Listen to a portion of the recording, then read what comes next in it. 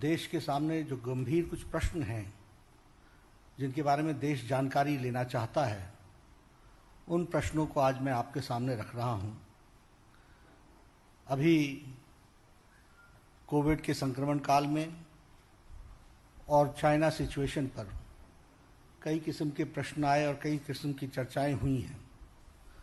सबसे पहले तो मैं सोनिया जी को ये कहना चाहता हूं कि under the garb of Chinese crisis and about the COVID-19, one should not shy to answer the questions which the nation wants to know. ये कोविड के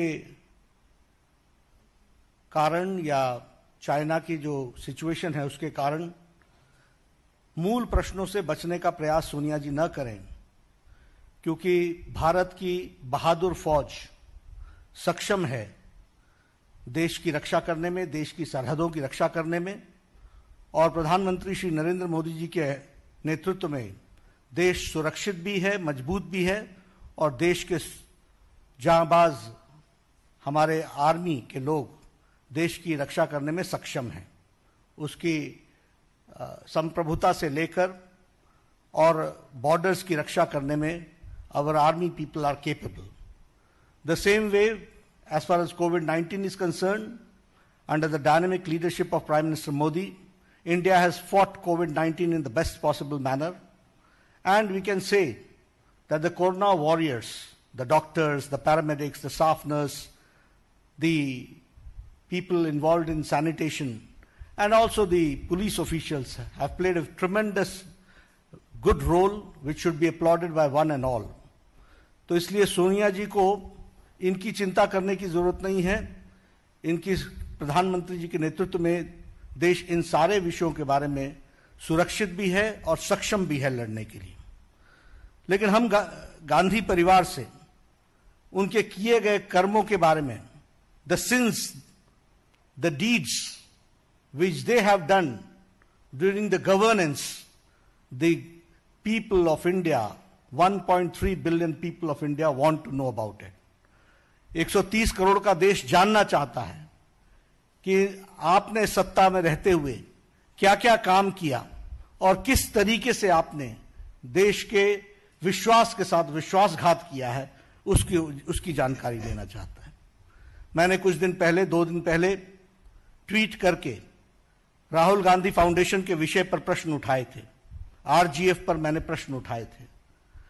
आज पी चिदम्बरम साहब बोलते हैं कि प्रिजम्पटिव ऑफर है हमारा, और वो प्रिजम्पटिव ऑफर ये है कि राजीव गांधी फाउंडेशन वो पैसा वापस लौटा देगा। सबसे पहली बात तो यह है कि अगर पूर्व वित्त मंत्री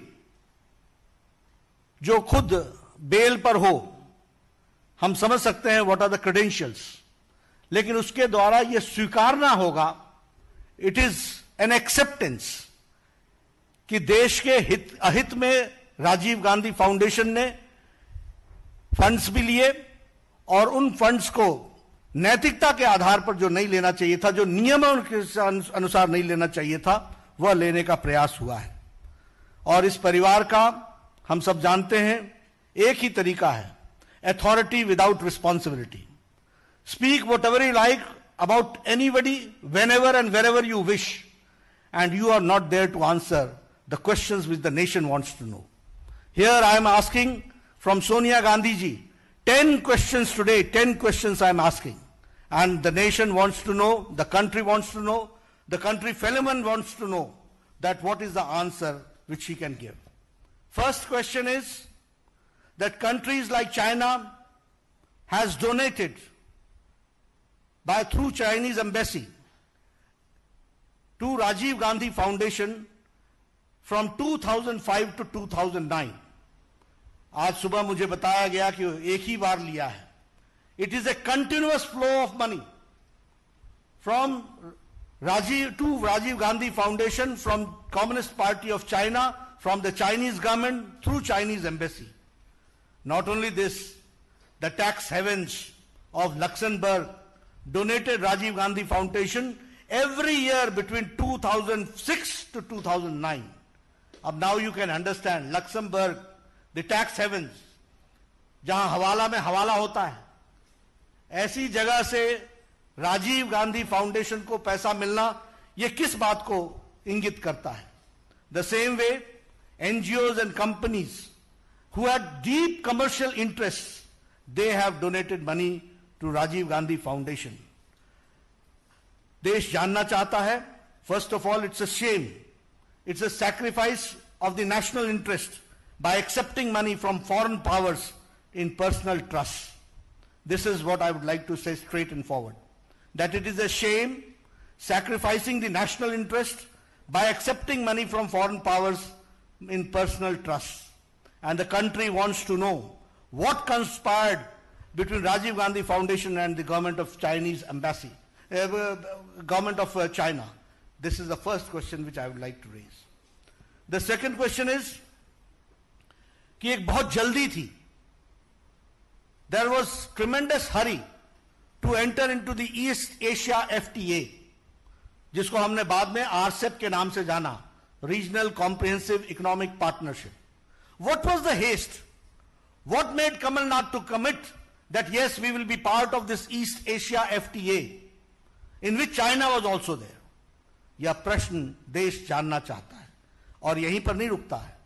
पैरेलली जब हमने अपने आप को ईस्ट एशिया एफटीए के साथ इंगेज करना शुरू किया, जिसको 2019 में आरसेप के नाम पर भारत के यशस्वी प्रधानमंत्री मोदी जी ने 15 देश एक तरफ रहने के बावजूद 16वां देश भारत ने अपने आप को अलग किया, यह कहते हुए कि this is not in the interest of farmers, this is not in the interest of MSME sector, this is not in the interest of the labourers and this is not in the interest of the agriculture.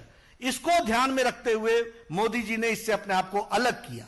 लेकिन जब ये इसमें हम engage हो रहे थे, east Asia जो RCEP के नाम से जाना जाता है, ईस्ट एशिया एफटीए, तो पैरेलली भारत का चाइना के साथ डेफिसिट ट्रेड 2003 में, जो 2004 में 1.1 बिलियन था, वह बढ़कर के 2013-14 में 36.2 बिलियन हो गया.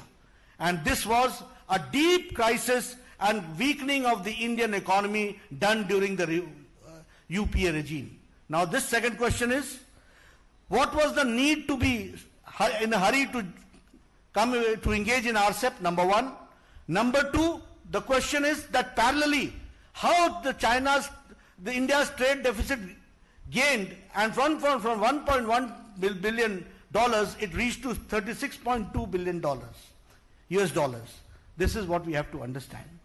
क्या ये quid pro quo तो नहीं था?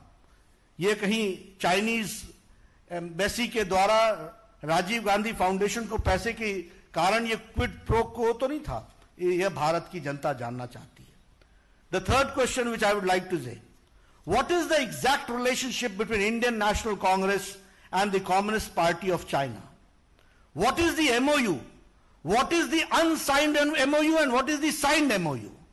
What is the tacit understanding between Congress Party and the Communist Party of China? The country wants to know, and country wants to know the details of the MOU, signed and unsigned, the tacit understanding which has taken place between which takes care of the interest of Chinese or China government through the Indian National Congress. My fourth question is that the Rajiv Gandhi Foundation, RGF, worked in close association with China Association for Internationally Friendly Contact. Rajiv Gandhi foundation RGF ने बहुत closely, बहुत नजदीकी से काम किया Chinese association for internationally friendly contact. और ये जो संगठन है China association for internationally friendly contact, this is a vehicle used by Central Military Commission of China. This is a vehicle used for Central Military Commission of China, which the purpose of this commission is to infiltrate, to influence the voices of the leaders of the other countries. Now I would like to know, what was the role of Rajiv Gandhi Foundation with the friendly contact of China Association of Indian Internationally Friendly? And what was the relationship between Central Military Commission of China, which was trying to infiltrate and influence the policymakers of our country and trying to influence their voices? इसके बारे में हम जानना चाहते हैं। और इसके साथ साथ हम यह भी जानना चाहते हैं कि how much influence and infiltration was done by Chinese government through this Rajiv Gandhi Foundation. So this is my fourth question. Now I come to the fifth question. I have asked 4 questions about the involvement of Chinese government with Rajiv Gandhi Foundation.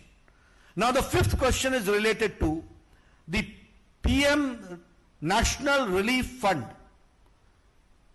The country would like to know कि प्रधानमंत्री national relief fund जो लोगों की सेवा करने के लिए है, जो लोगों के हार्ड अर्न मनी है, जो लोगों की राहत पहुंचाने के लिए है, जो प्रधानमंत्री के माध्यम से जनता जनार्दन की सेवा के लिए है, उसमें से 2005 से लेकर 2008 तक राजीव गांधी फाउंडेशन को पैसा क्यों गया? Why the money was diverted from PM National Relief Fund from 2005 to 2008 to Rajiv Gandhi Foundation? This is the question which the country and my country fellow men wants to know. हमारे देशभक्त जानना चाहते हैं। हमारे देश की जनता जिन्होंने पूरी ताकत के साथ प्रधानमंत्री नेशनल रिलीफ फंड को मजबूती प्रदान की, हार्ड अर्न मनी दिया, वह उसका पैसा को राजीव गांधी फाउंडेशन में क्यों डाइवर्ट किया गया? I would also like to know that UPA government में it was forced for multiple ministries like MHA, MHRD, Health Ministry, PSUs like SAIL, like GAIL, like SBI, ONGC, इनको RGF को fund release करने के लिए force किया गया। मैं ये जानना चाहता हूं कि ये लोगों का hard earn money, my fifth question is the hard earned money of the people, why it was transferred and diverted to Rajiv Gandhi Foundation, which is a personal trust. What intention was there? इसमें intent क्या था? यह देश की जनता जानना चाहती। कारण क्या था? किस लिए दिया गया? यह सरकार, मनमोहन सिंह की सरकार, यह राजीव गांधी फाउंडेशन की सेवा के लिए लगी हुई थी या गरीब जनता की सेवा के लिए लगी हुई थी? सोनिया गांधी जी के इंटरेस्ट को वॉच करने के लिए लगी थी या गरीब जनता की सेवा के लिए लगी थी? यह विषय हमको जानने की जरूरत है और यह देश भी जानना चाहता है। Rajiv Gandhi foundation took hefty donations from major Indian corporates और लोगों के लिए गरीबी का नारा लगाते रहे। The rhetoric was about poor people, गरीबी के बारे में बोलते रहे, लेकिन कॉर्पोरेट्स के साथ बड़े डोनेशंस लिए गए और बड़े डोनेशंस के जगह पर हेफ्टी कॉन्ट्रैक्ट्स दिए गए और यह था क्विड प्रो को। इसको कहते हैं क्विड प्रो को। एक तरफ से पैसे लिए गए और उसी माध्यम से, उनके इन्फ्लुएंस से हेफ्टी डोनेशंस भी लिए गए और हेफ्टी कॉन्ट्रैक्ट्स भी दिए गए। यह मेरा छठा प्रश्न है। मेरा सातवां प्रश्न है कि प्रधानमंत्री नेशनल रिलीफ फंड का ऑडिटर कौन है? Who is the auditor of PM National Relief Fund?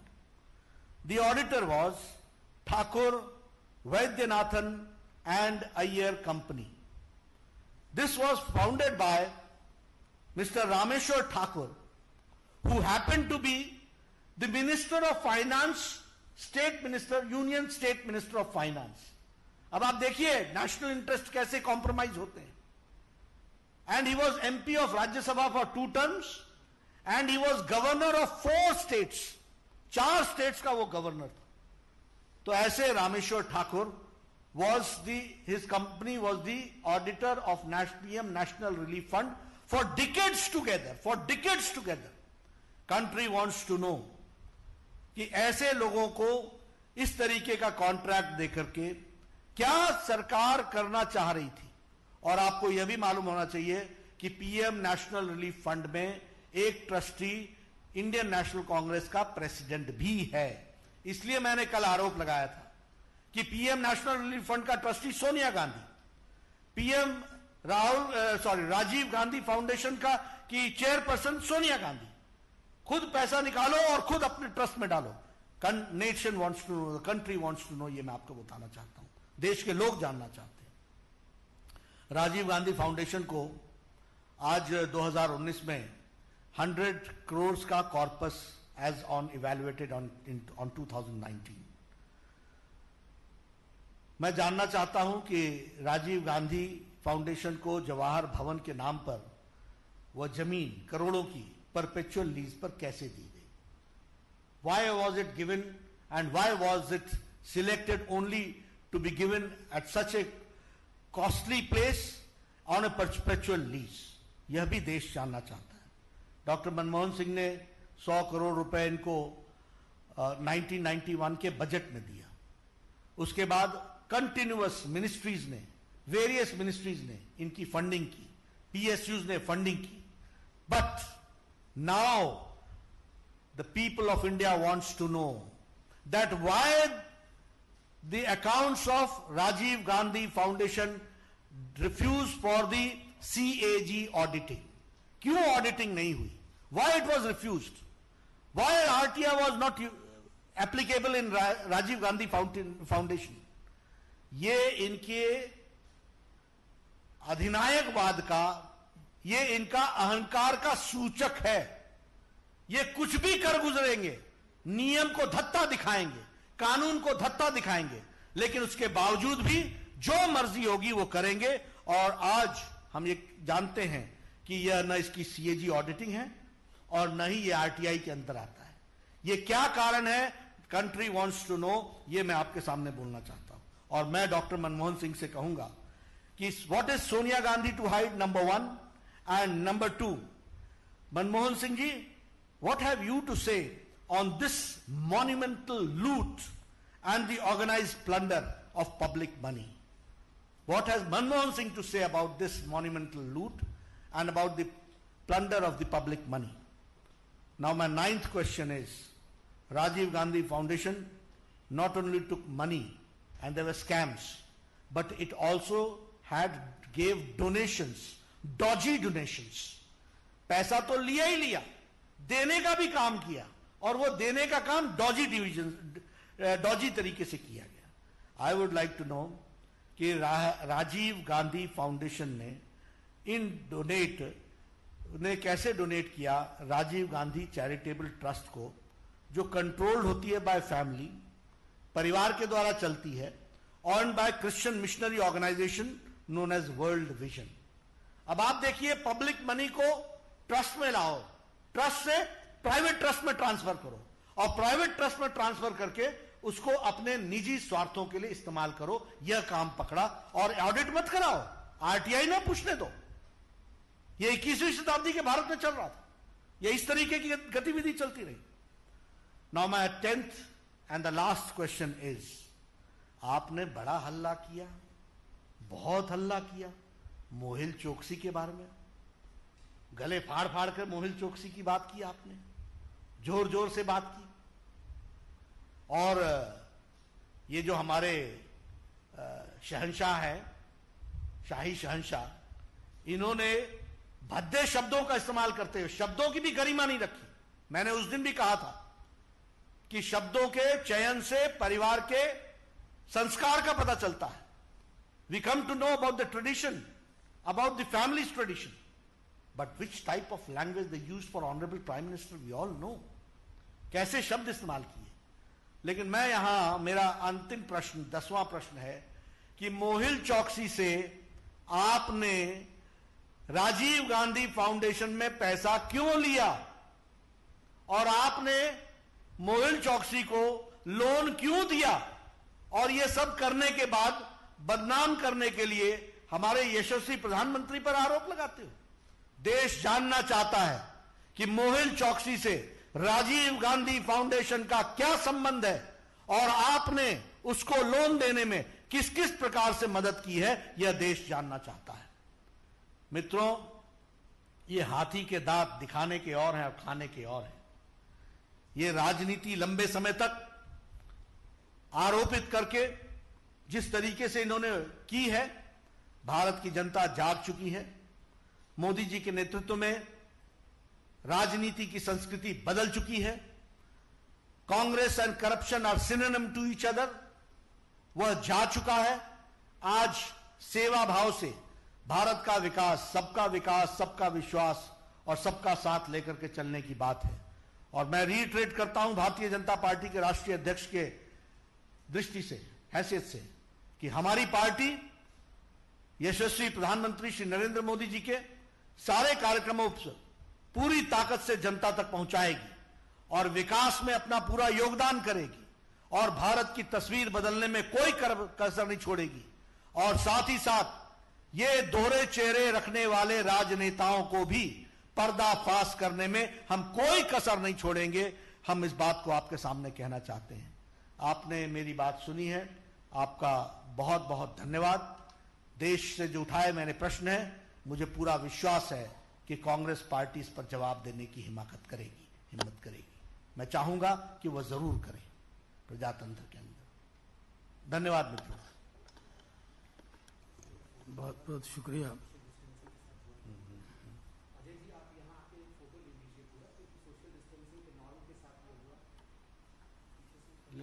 जल्दी से आगे।